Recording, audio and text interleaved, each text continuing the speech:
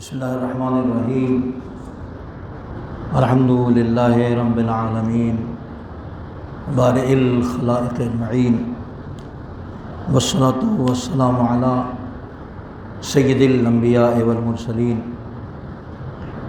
وعلی آلہ الطیبین الطاہرین المعصومین اما بعد۔ پانچویں امام کی حدیث میں نے آپ کے سامنے پچھلے ہفتے پیش کی تھی کہ امام کا ماننا ضروری ہے، اس لیے کہ اس کے بغیر انسان کی حیثیت اس بھیڑ کی ہے جو اپنے گلے سے جدا ہو جائے، تو کوئی بھی بھیڑیا اس پر حملہ کر سکتا ہے اور اس کو پھاڑ کے کھا سکتا ہے۔ لیکن اگر امام ہے یعنی نگہبان ہے، نگراں ہے، تو وہ اس کی نگرانی کرے گا اور ظالموں کو چنگل سے وہ اس کو بچائے گا۔ اس میں امام کی طرف اشارہ ہے، مگر امام کون سا امام؟ جو اللہ کی طرف سے ہو، اپنے آپ بنا لینے سے کچھ نہیں ہوگا۔ ہم جس کو بنائیں گے وہ ہماری طرح کا ہوگا، ہم اپنے نظریے، اپنے خیال، اپنے اینگل، اپنے معیار پر تول کے اس کو بنائیں گے۔ کبھی رشتہ داری کا خیال آ سکتا ہے،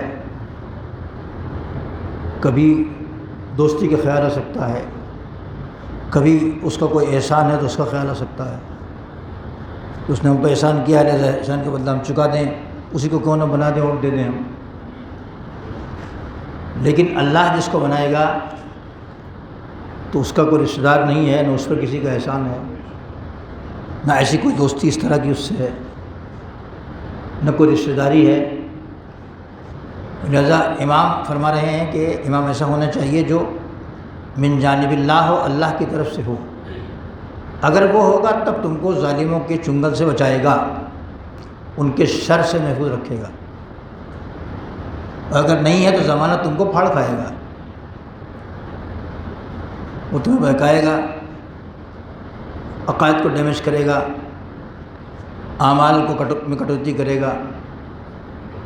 ظاہر ہے کہ شیطان وہیں پہنچتا ہے کہ جہاں اس کی چراگاہ ہو، جہاں اس کے لیے کچھ میٹیریل ہو۔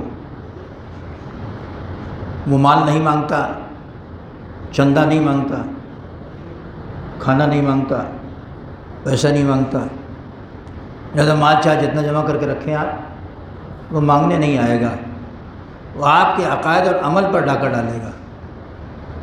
اس کا عقیدہ بگاڑ دیا جائے، اس کا عمل خراب کرا دیا جائے۔ امام کیا کرے گا؟ جو اللہ کی طرف سے ہے دونوں کو صحیح کرے گا، پیغمبر کے اقوال اور قرآن کی تشریح کے ساتھ وہ بتائے گا کہ حکم خدا کیا ہے اور خواہش پیغمبر کیا ہے۔ میں نے آپ کو سنانے کے لیے اور اپنی اصلاح کے لیے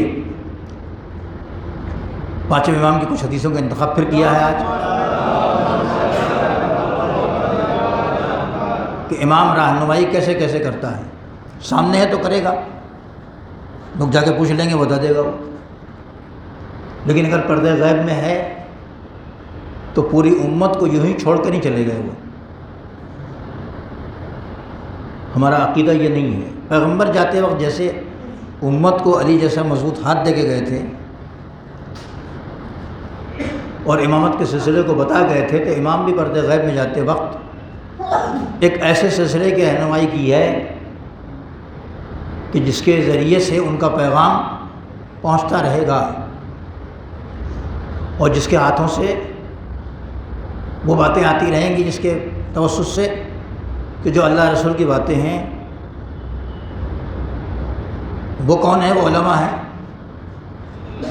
انہیں نے بتایا، انہوں نے سکھایا، انہوں نے دکھایا راستہ، وہ علماء حق اور علماء در اہل بیت، اس لیے کہ در اہل بیت پر ہر ارے غیرے کی سمائی نہیں ہے، وہاں بھی جیسے وہ خود معتبر ہیں ویسے ان کو مرد معتبر چاہیے، خالی عالم ہونا کافی نہیں ہے ان کی نظر میں، بلکہ ایسا عالم ہونا ضروری ہے جو ان کے معیار پر پورا ہوتے ہیں۔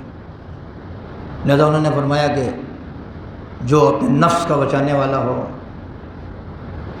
روکنے والا ہو، جو اپنے دین کا بچانے والا ہو، جو پیغام الہی کو نشر کرنے والا ہو، وَأَمَّا مَنْ كَانَ مِنَ الْفُقَهَاءِ صَائِلًا لِنَفْسِهِ، خالی فقیہ ہونا، واقف مسئلہ ہونا کافی نہیں ہے، عالم ہونا کافی نہیں ہے، بلکہ اس کے لیے انہوں نے شرط لگائی ہے کہ صَائِلًا لِنَفْسِهِ، اپنے نفس کو روکتا ہو،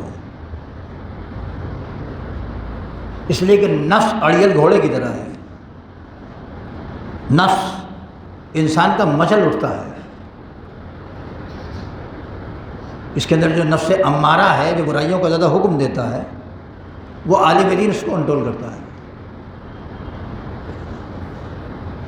لہذا آپ کو اس کی تلاش کرنا بہت ضروری ہے، اس کو ڈھونڈیے کہ وہ کون لوگ ہیں کہ جو امام کے بتائے ہوئے معیار پر پورے اترتے ہیں، وہی بتائیں گے کہ امام کیا کہہ گئے، غریبی میں رہے، مفلوق الحالی میں رہے، جھوپڑوں میں رہے، ٹوٹے مکانات میں رہے، لیکن بڑے بڑے کام انہی نے کیے ہیں۔ آپ علماء کی تاریخ اگر پڑھیں گے، چاہے شیخ مفید ہو، چاہے شیخ صدوق ہوں، چاہے ابھی تک خمینی تک، ان کی لگژری لائف نہیں تھی کسی کی، اپنی لائف لگژری نہیں تھی، خود پیغمبر کی لائف جو تھی وہ لگژری نہیں تھی، جن کے قبضے میں زمین و آسمان کی کنجیاں تھیں، ان کے بارے میں بھی روایت میں ملتا ہے کہ کانا خفیف المعونہ، پیغمبر بہت کم خرچ تھے، کھانے میں کم خرچ، پہننے میں کم خرچ، رہنے میں کم خرچ، جس کے پاس اتنا سب کچھ تھا،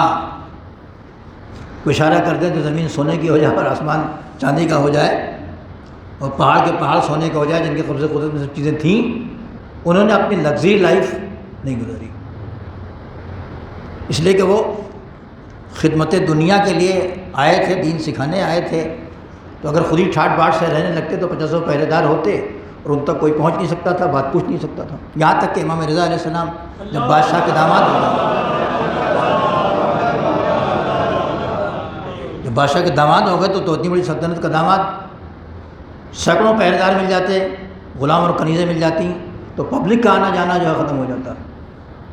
انہوں نے سب شرطیں کر لی تھی کہ نہیں یہ سب نہیں رکے گا، مجھ سے جو ملنا چاہے گا ملے گا، یہ سب نہیں چلے گی بات کہ مجھ سے ملنے نہیں دو گے کسی کو۔ تو انہوں نے بھی محل میں رہتے ہوئے بھی اس ٹھاٹ باٹ کی زندگی کو پسند نہیں کیا، اور ان کے آبا و اجداد نے، ان کی اولاد طاہرہ نے، ائمہ معصومین نے بھی ہم کو یہی درس دیا، تو اس کو ڈھونڈنا بہت ضروری ہے۔ امام فرماتے ہیں کہ عالم ینتفع بعلمہ افضل من 70,000 عابدین، وہ عالم کہ جس کے علم سے لوگ نفع حاصل کریں، فائدہ حاصل کریں، علم سے، عالم ینتفع بعلمہ،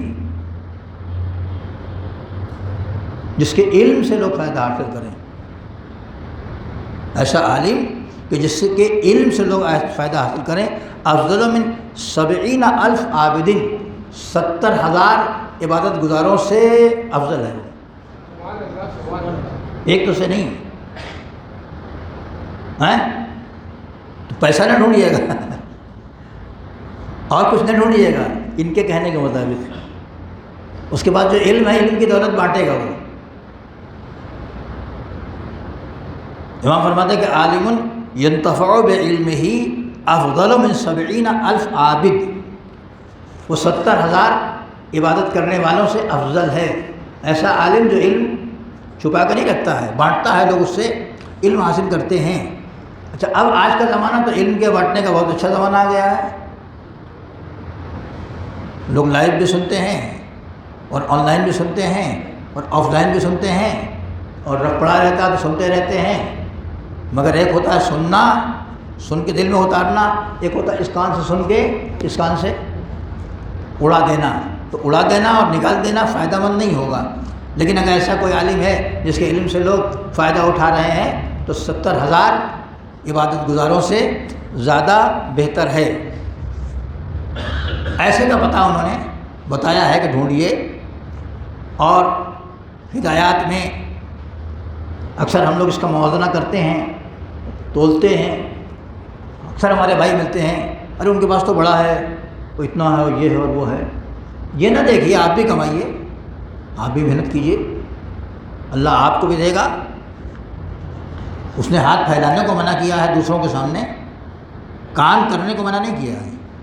امام ارشاد و ہدایت میں فرماتے ہیں کہ ان اللہ کرہا الہاہ الناس بعضهم علی بعض فی المسألۃ واحب ذلک لنفسہ۔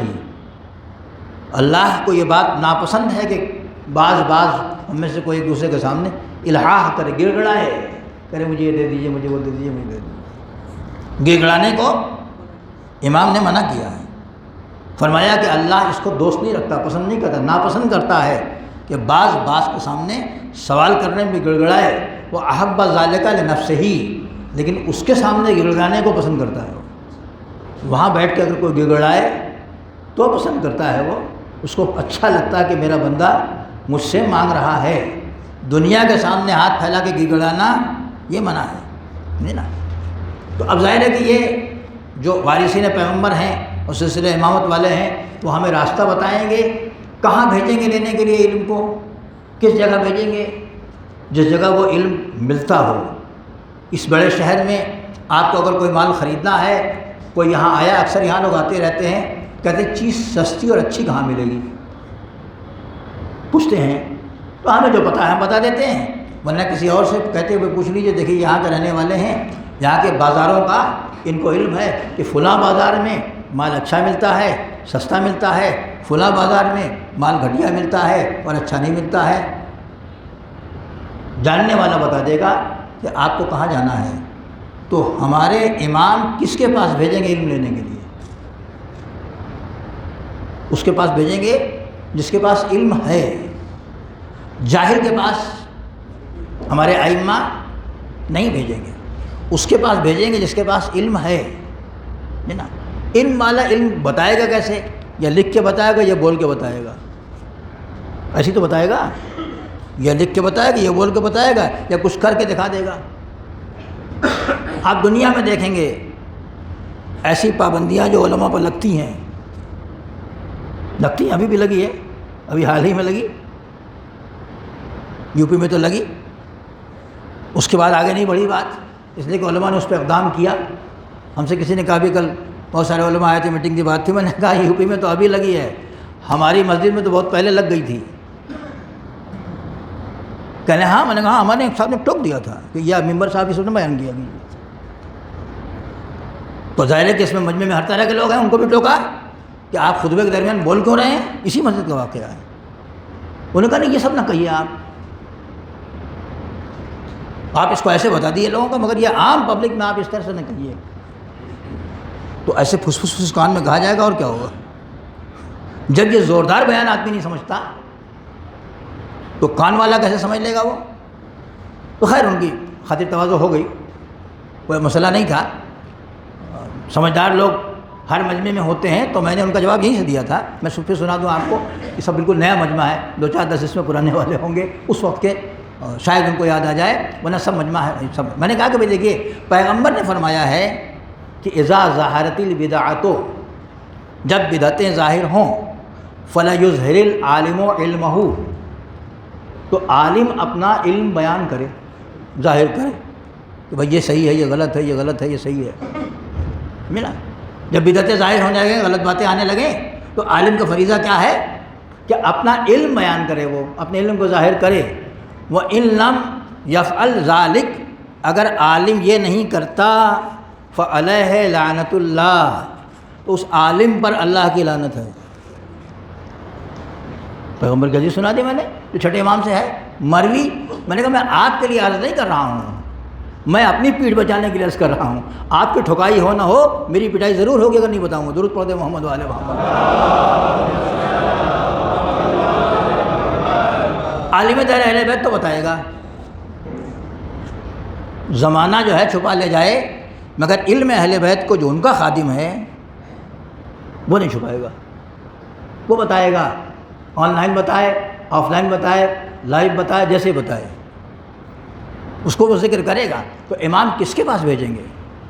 سامنے نہیں ہے، یہی تو کہیں گے جاؤ جاننے والے کے پاس جاؤ، وہی تو کہیں گے جو قرآن کہتا ہے کہ اگر تم نہیں جانتے ہو تو جاننے والوں سے پوچھو۔ تو الحمدللہ اپنے علم کا اتنا بڑا ذخیرہ چھوڑ کے گئے وہ، جو راویان حدیث اور علماء کرام کے ذریعے ہمارے پاس مجھ ہزاروں حدیثیں، بلکہ اب ہزاروں کتابیں، اب تو بچوں کے موبائل میں ہزاروں کتابیں ہیں دینی، ہزاروں ہیں۔ ابھی بیٹھ کے آپ بیان الانوار کی 120 جلدیں اگر ہیں تو اب سب نکال لیجیے، بھی یہیں بیٹھے بیٹھے، لائبریری جانے کی ہوتی نہیں ہے۔ تفسیروں میں بڑی بڑی جتنی تفسیریں ہیں سب موبائلوں میں موجود ہیں، آپ جو زبان جانتے ہیں اس زبان میں نکال لیجئے، دیکھ لیجئے۔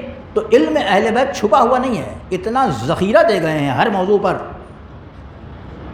اہل بیت کرام علیہ السلام اپنی پاک اور پاکیزہ زبان کی تشریحات کے ذریعے سے اتنا بڑا ذخیرہ دے کے گئے ہیں کہ کسی موضوع پر ہم کو کسی سے پوچھنے کی محتاجی نہیں ہے، اس لیے کہ در اہل بیت پہ اتنی بھیک مل گئی ہے کہیں جانا ہی نہیں ہے۔ مشہور واقعہ آپ نے سنا ہوگا کہ کسی نے کہا کہ حاتم بڑا سخی تھا، کہا کیسے؟ کا 40 دروازوں سے بانٹتا تھا۔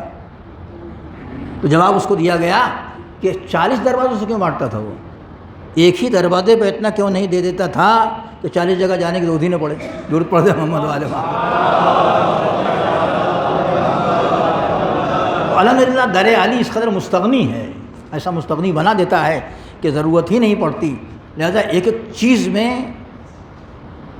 ایک ایک رسم میں، ایک ایک رواج میں، ایک ایک بات میں آپ کو ان کی ہدایات مل جائیں گی۔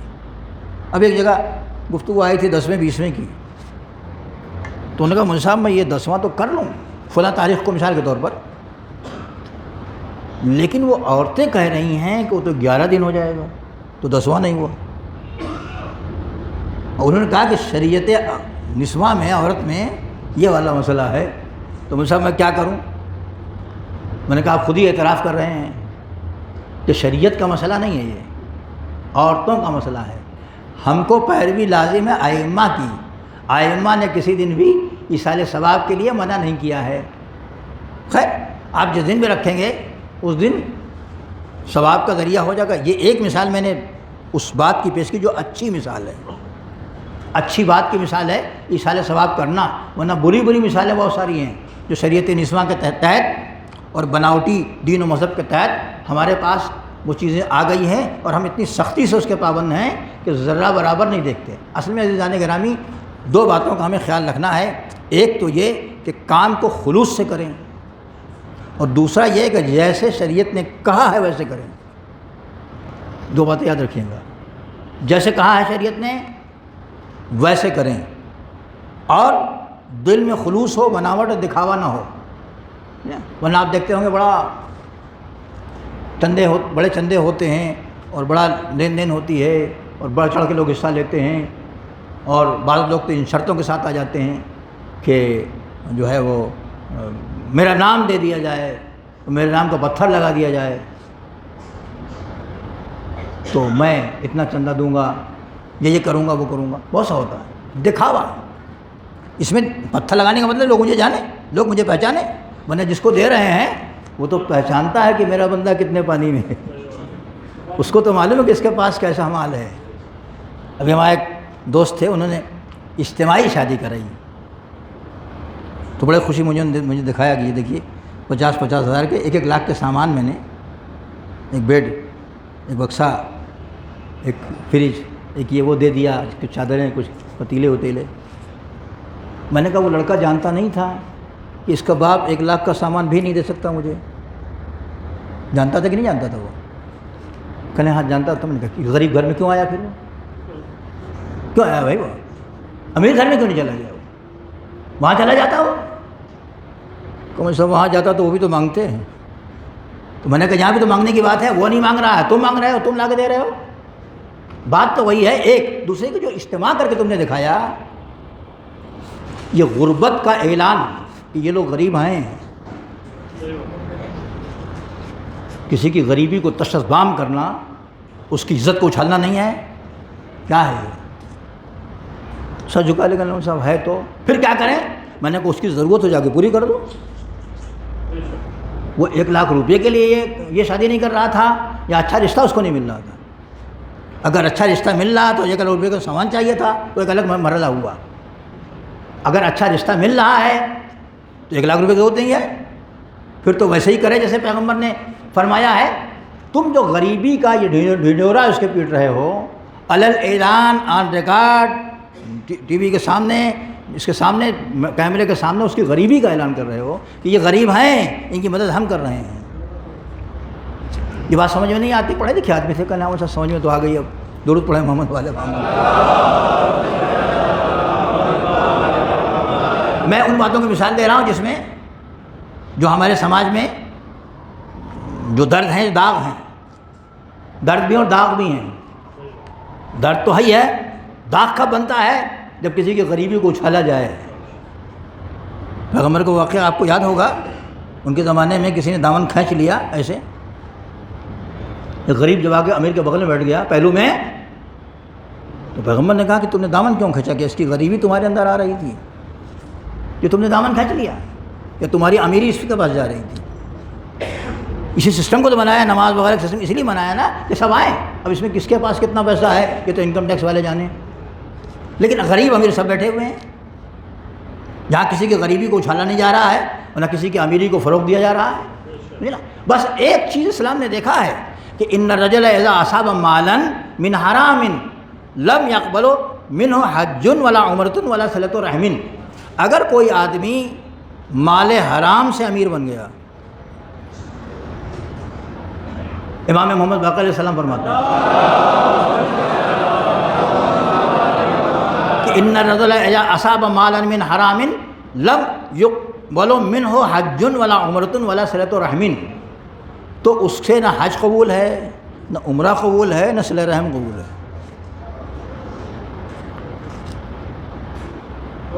آج خالی سوچنے کی، ابھی ٹھہر کے سوچنے کی بات نہیں ہے، پوری زندگی میں ٹھہر کے سوچنے کی بات ہے یہ کہ ہم جس مال سے چیریٹی کر رہے ہیں وہ مال کیسا ہے. مجھے ایک عالم کا واقعہ ہے یاد ہے، میں نام نہیں بتاؤں گا فی الحال. بڑے عالم تھے، ادارہ تھا، گئے بمبئی میں. تو بمبئی میں بڑے پیسے والے لوگ تھے، بڑے بڑے مشہور نام تھے. ایک صاحب نے کہا چلیے فلاں کے پاس لے چلوں، فلاں کے پاس لے چلوں، فلاں کے پاس لے چلوں، وہ آپ کو چندہ بہت دیں گے. تو نے کہا میں ان کے پاس نہیں جاؤں گا، اس لیے کہ ان کو پتہ تھا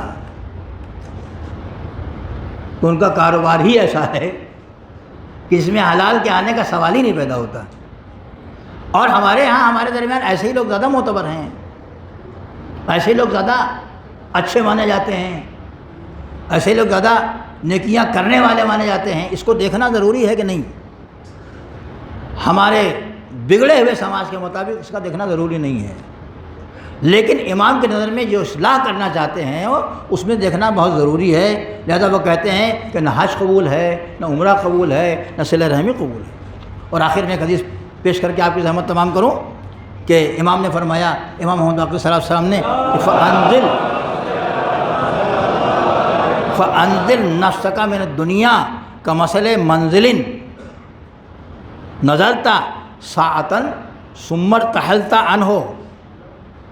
تم دنیا کو یوں سمجھو جیسے ایک منزل ہے، گھر ہے، ایک ٹھہرنے کی جگہ ہے تھوڑی دیر کے لیے. تم تھوڑی دیر وہاں ٹھہرے اور چل دیے.